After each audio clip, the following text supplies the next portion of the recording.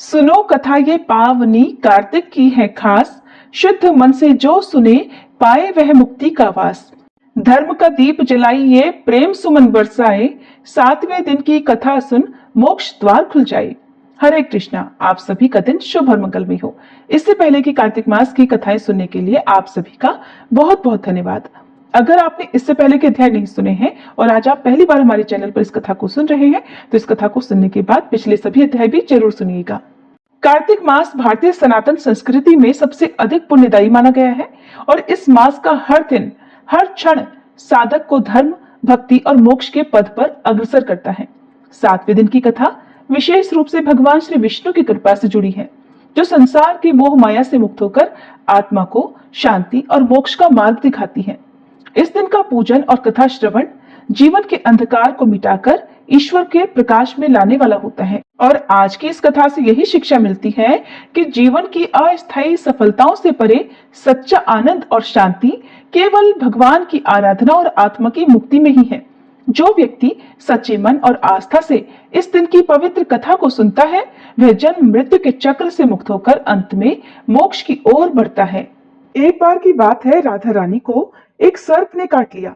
राधा जी की सारी सखियां दौड़ी दौड़ी माँ के पास आईं और कहने लगी, माँ चलकर अपनी बेटी को देखो, एक काले सांप ने इसे डस लिया है और राधा के सिर से दोहनी गिर गई और वो बेहोश हो गई है। अब इसके विष को उतारने के लिए किसी गुणी को बुलाना पड़ेगा। माँ ने सुना तो डर गई और रोते रोते राधा जी को अपने हृदय से लगा लिया। एक सखी कहने लगी, माँ यदि राधा जी को ठीक करना है तो श्री कृष्ण जी को बुला लाओ। अगर कृष्ण जी आ जाएंगे तो राधा जी तुरंत ही जीवित हो जाएंगी, क्योंकि श्री कृष्ण गारुड़ी हैं। तीनों लोकों में उनसे श्रेष्ठ कोई नहीं है। सूरदास जी बता रहे हैं कि राधा रानी को ठीक करने के लिए आज कृष्ण जी को बुलाया जा रहा है। अब राधा रानी की सखियां कृष्ण जी की मैया यशोदा के पास आई और कहने लगी, मैया तुम्हारा कृष्ण सांप के विष को मंत्रों से उतारने वाले गारुड़ी हैं। आप अपने पुत्र को हमारे साथ भेज दो। राधा रानी को काले सांप ने डस लिया है। मैया यशोदा ने सुना तो सुनकर मुस्कुराने लगी कि अभी थोड़ी देर पहले तो राधा मेरे घर आई थी। राधा रानी की मूर्छा के मूल कारण को समझकर मैया यशोदा चुप हो गई और सखियों को अपने हंसने का कारण नहीं बताया। अब मैया यशोदा कान्हा जी को पुकारने लगी, कहने लगी, कान्हा राधा के यहाँ कीर्ति नाम की ग्वालिन तुम्हें बुलाने आई थी, तुम वहां चले जाओ। सुना है राधा को काले सांप ने डस लिया है और तुम कब से गारुणी बन गए लल्ला, जल्दी जाओ और उसका विष झाड़ दो। माँ ने मन ही मन मुस्कुराकर कहा, कृष्ण सुना है तुम कुछ ऐसा जंत्र मंत्र जानते हो कि काले सांप का विष उतर जाता है। अब भगवान श्री कृष्ण जी गारुड़ी बनकर वहां आ गए। जब वृषभानु सुता राधा ने सुना तो मन में बड़ी प्रसन्न हुई कि श्री कृष्ण तो आज मेरे द्वार पर आए हैं और अपने आप को राधा रानी धन्य समझने लगी। प्रेमवश वह एकदम मुरझा गई और राधा जी की आंखों से प्रेम के आंसू झरने लगे। राधा को इस प्रकार देखकर माँ भी व्याकुल हो गई। वे समझने लगी कि राधा के एक एक अंग में विष का गहरा प्रभाव हो गया है और अब तो माँ रोती व्याकुल होकर इधर उधर फिर रही है। वे अपनी पुत्री को बार बार गले लगाती हैं और फिर राधा रानी की दशा देखकर पानी पानी हो रही है। श्री कृष्ण के आने की खबर पाकर माँ दौड़ कर आई, कान्हा जी के पैरों को पकड़कर कहने लगी, हे मोहन, मेरी लाडली बेटी राधा बहुत ही व्याकुल है, कृपा करके इसे ठीक कर दो। माँ चाहे जो समझे, लेकिन प्रेम पूर्ण हृदय के प्रेम भावों को तो श्री राधे रानी और श्री कृष्ण दोनों ही पूरी तरह से समझ रहे हैं। तब श्री कृष्ण ने कुछ झाड़ फूंक शुरू कर दिए और राधा जी को स्पर्श किया। जैसे ही उन्होंने राधा जी को स्पर्श किया तो एकदम से किशोरी जी यानी श्री राधा रानी ने आंखें खोल दी। श्री कृष्ण जी वास्तव में बहुत बड़े गारुणी हैं। शरीर का विष तो उन्होंने झाड़ दिया, लेकिन मन और सिर पर प्रेम का जादू कर दिया। अब राधा रानी ने होश में आकर अपने नेत्र खोले और आगे श्री कृष्ण को देखा तो बस एकटक निहारती रही। फिर लाज से एकदम खड़ी होकर अपने वस्त्रों को संभालने लगी। फिर राधा रानी ने अपनी माँ से पूछा, माँ आज क्या है, सब लोग यहाँ इकट्ठे क्यों हैं? माँ बोली, राधे तुम्हें सांप ने डस लिया था और तुम्हें तो अपने तन मन की कोई सुध ही नहीं रह गई थी। अब माँ राधा रानी को बताने लगी कि श्री कृष्ण के मंत्रों के द्वारा तुम्हारा उपचार हुआ है। राधा रानी की माँ बार बार कुंवर कन्हई की बढ़ाई करने लगी। माँ ने श्री कृष्ण के मुख को चूमा, गले से लगाया और फिर अपने घर भेज दिया। वो कहती है कि मैया यशोदा की कोख धन्य धन्य है, जिससे श्री कृष्ण जैसे सुपुत्र का अवतार हुआ है। इन्होंने तो तुरंत ही ऐसा उपाय कर दिया कि मेरी बेटी को जिंदा कर दिया। अब माता मन ही मन सोचने लगी कि राधा कृष्ण की ये जोड़ी तो मानो भगवान ने सोच समझ कर बनाई है। ब्रज के घर घर में अब ये चर्चा चल पड़ी कि कृष्ण जी बहुत बड़े कारुणी हैं और भगवान ने इस तरह से और भी बहुत सारी सुंदर प्रेम लीलाएं ब्रज में की हैं। अब सुनिए आज का अध्याय। आप सुन रहे थे कि भगवान शिव और जलंधर के बीच भयंकर युद्ध हो रहा था। तो इधर उन दोनों के बीच में भयंकर युद्ध हो रहा था, उधर वृंदा ने स्वप्न में देखा कि उसका पति समस्त अंगों में तेल मलकर नंगे शरीर भैंसे पर सवार होकर प्रेतों के साथ दक्षिण दिशा की ओर जा रहा है। ये स्वप्न देखकर वृंदा अत्यंत चिंतित हो गई। अपने व्याकुल मन को शांत करने के लिए वह महल, अटारी, गौशाला और वाटिका आदि पर घूमने लगी, लेकिन उसे कहीं भी शांति नहीं मिली। तब वह एक वन से दूसरे वन में जा पहुंची। वहां उसने सिंह जैसे मुख वाले दो राक्षस देखे। उन्हें देखकर वह सहसा भयभीत हो गई और एकदम वहां से भाग खड़ी हुई। आगे जाकर उसने एक तपस्वी और उनके एक शिष्य को देखा और उनसे अपनी रक्षा करने के लिए प्रार्थना करने लगी। वृंदा की विनय सुनकर मुनि ने एक हुंकार से ही उन दोनों राक्षसों को भगा दिया।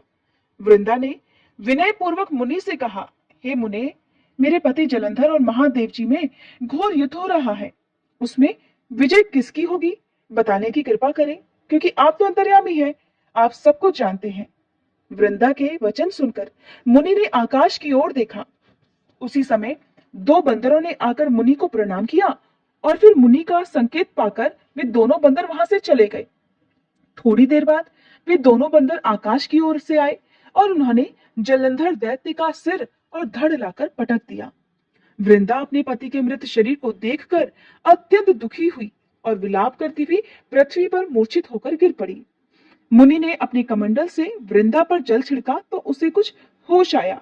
तब वह फिर से विलाप करती हुई मुनि से कहने लगी, हे मुनि, जिसने देव, गंधर्व और विष्णु सहित तीनों लोकों पर विजय प्राप्त की थी, वो शिवजी के हाथों से कैसे मारा गया?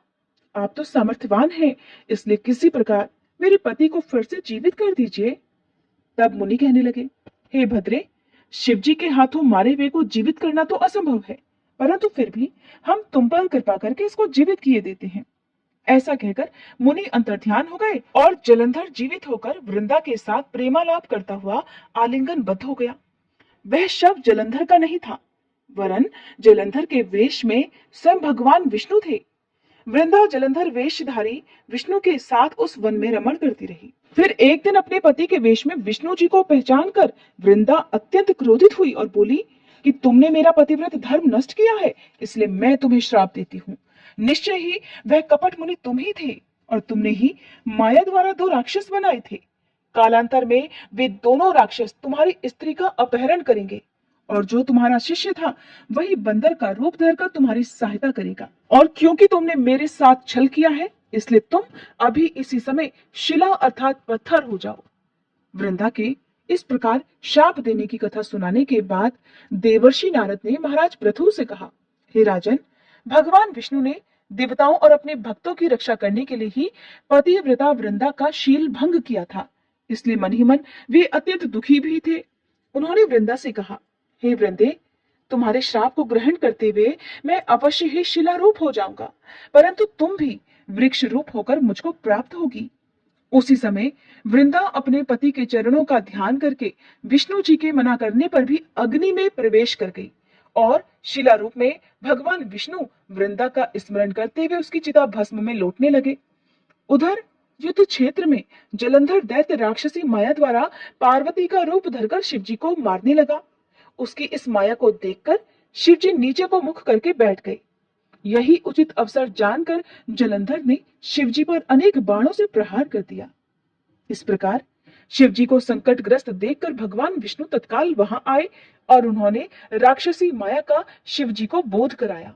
तब सचेत होकर शिवजी ने अत्यंत वेग से दैत्यों पर भयंकर बाण वर्षा आरंभ कर दी, जिससे भयभीत होकर शुंभ और निशुंभ भी युद्ध क्षेत्र से भाग खड़े हुए।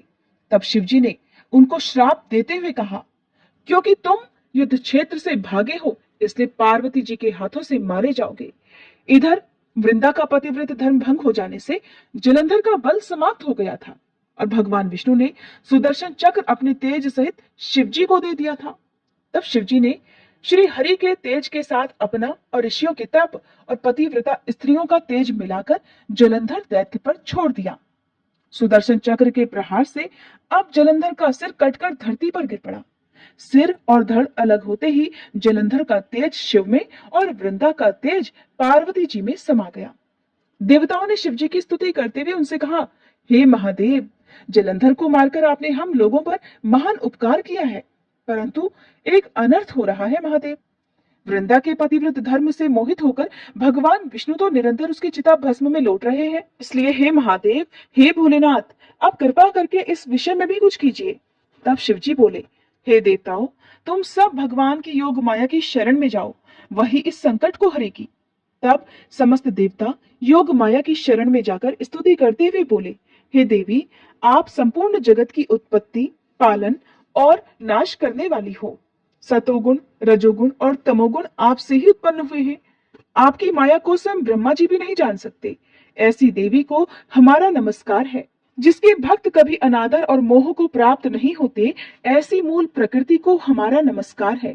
उस समय देवताओं ने आकाश में एक तेज पुंज देखा और आकाशवाणी भी सुनी।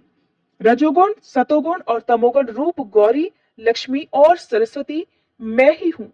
इन्हीं तीनों रूपों से तुम्हारी सिद्धि होगी, इसलिए तुम उन्हीं की आराधना करो। फिर उन तीनों देवियों ने प्रकट होकर 3 बीज देते हुए कहा कि इन तीनों बीजों को जहां पर इस समय भगवान विष्णु है बोकर अपना कार्य सिद्ध करो। देवताओं ने तीनों बीज ले जाकर जहां पर वृंदा की चिता में श्री विष्णु लौट रहे थे वहां पर बो दिए। उन तीनों बीजों से 3 वृक्ष उत्पन्न हुए। रजोगुण सरस्वती से आंवला, तमोगुण गौरी से तुलसी और सतोगुण लक्ष्मी से मालती की उत्पत्ति हुई। श्री लक्ष्मी जी ने अपना बीज ईर्ष्या युक्त होकर दिया था, इसलिए मालती भगवान की पूजा में निंदित और आंवला और तुलसी भगवान को अति प्रिय हैं। इसी प्रकार वृंदा ने वृक्ष रूप होकर भगवान शालिग्राम से संयोग किया। इसी कारण कार्तिक मास के उद्यापन में भगवान की पूजा तुलसी जी के मूल भाग में की जाती है। जिस घर में तुलसी जी का पौधा होता है उसमें यमदूत कभी नहीं आते। नर्मदा और गंगा जल और तुलसी जी का पूजन, ये तीनों कार्य एक समान ही है। मनुष्य चाहे कितना भी पापी क्यों न हो, प्राण निकलते समय मंजरी सहित तुलसी दल जिसके कंठ में होता है वह पाप मुक्त होकर सीधा वैकुंठ को प्राप्त हो जाता है। जो मनुष्य अपने पितरों का श्राद्ध तुलसी और आंवले की छाया में करता है उसके पितृगण मोक्ष को प्राप्त हो जाते हैं। जो मनुष्य मंजरी युक्त तुलसी दल और आंवले का फल मुख में रखता है वह साक्षात विष्णु जी के समान है। जो मनुष्य कार्तिक मास में रुद्राक्ष की माला धारण करता है वह धर्म, अर्थ, काम और मोक्ष को प्राप्त हो जाता है।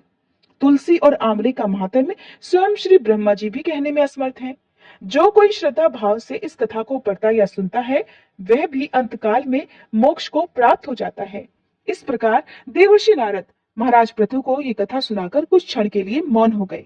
इसके आगे का वृतांत आप अगले अध्याय में सुनेंगे। आप सुनिए श्री तुलसी चालीसा पाठ और तुलसी माता की आरती।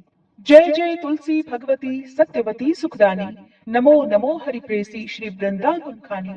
श्री हरिशीष विरजनी देहु अमर वर अम्ब, जनहित हे वृंदावनी अब न करहु विलंब। धन्य धन्य श्री तुलसी माता, महिमा अगम सदा श्रुति गाता।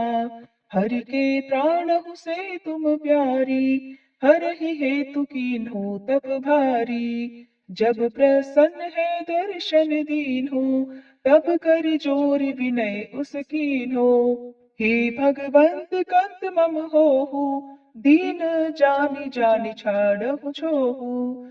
सुनी लक्ष्मी तुलसी की बानी, दीन हो श्राप कंठ पर आनी। उस अयोग्य वर मांगन हारी, हो बिटप तुम जड़ तनुधारी। सुनि तुलसी ही श्रव्युत ही ठामा, करहु वास तुहु नीचन धामा। दियो वचन हरि तब तत्काला, सुनहु सुमुख जानि होहु बिहाला। समय पाई व्योरो पापी तोरा, पूजहि आस वचन सत मोरा। तब गोकुल मह गोप सुदामा, तासु भई तुलसी तू बामा। कृष्ण रास लीला के माही, राधे शक्यो प्रेम लखि नाही। दियो श्राप तुलसी तत्काला, नर लोक ही तुम जन्महु बाला। यो गोप वह दानव राजा, शंख चूर्ण नामक शिर ताजा। तुलसी भई तासु की नारी, परम सती गुण रूप अगारी। अस द्वै कल्प बीत जब गयहु, कल्प तृतीय जन्म तब भयहु। वृंदा नाम भयो तुलसी को, असुर जलंधर नाम पति को। कर अति द्वंद अतुल बल धामा, कीन्हा शंकर से संग्रामा। जब निज सैन्य सहित शिवहारी, मरहि न तब हर हर ही पुकारे। पतिव्रता वृंदाती नारी, को न सके पति ही संहारी। तब जलंधर ही भेष बनाई, वृंदा ढिग हरि पहुँचो जाई। शिव हित लहि करि कपट प्रसंगा, कियो सतीत्व धर्म तो ही भंगा। भयो जलंधर कर संहारा, सुनी उर शोक उपारा।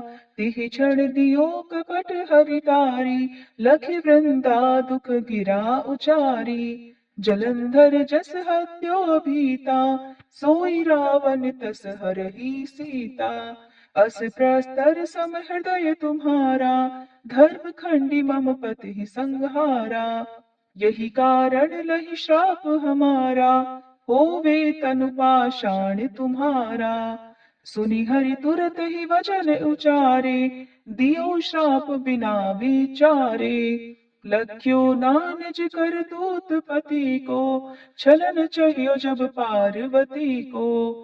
जड़ मति तुह अस हो जड़ रूपा, जग में तुलसी बिटप अनूपा। धग्व रूप हम शाली ग्रामा, नदी गंडकी बीच ललामा। जो तुलसी दल हम ही चढ़ई है, सब सुख भोग परम पद पई है। बिनु तुलसी हरि जलत शरीरा, अतिशय उठत शीश उर पीरा। जो तुलसी दल हरि शिर धारत, सो सहस्त्र घट अमृत डारत। तुलसी हरि मन रंजनिहारी, रोग दोष दुख भंजनिहारी। प्रेम सहित हरि भजन निरंतर, तुलसी राधा में नाही अंतर। व्यंजन हो 56 प्रकारा, बिन तुलसी दल ना हरहि प्यारा। सकल तीर्थ तुलसी तर छाही, लहत मुक्ति जन संशय नाही। कवि सुंदर एक हरि गुण गावत, तुलसी निकट सहस गुण पावत। बसत निकट दुर्वासा धामा, जो प्रयास ते पूर्व ललामा। पाठ करहि जो नित नर नारी, हो ही सुख भाषहि त्रिपुरारी। तुलसी चालीसा पढ़ी तुलसी तरु गृहधारी, दीप दान करि पुत्र फल पावहि बंध्यौ नारी। सकल दुख दरिद्र हरिहार वह परम प्रसन्न, आशीय धन जन लड़ही कर बसहि पूर्णा अत्र। लाही अभिमत फल जगत, मह लाही पूर्ण सब काम। जेहि दल अर्पहि तुलसी, तह सहस बसहि हरि राम। तुलसी महिमा नाम लख, तुलसी सूत सुख राम।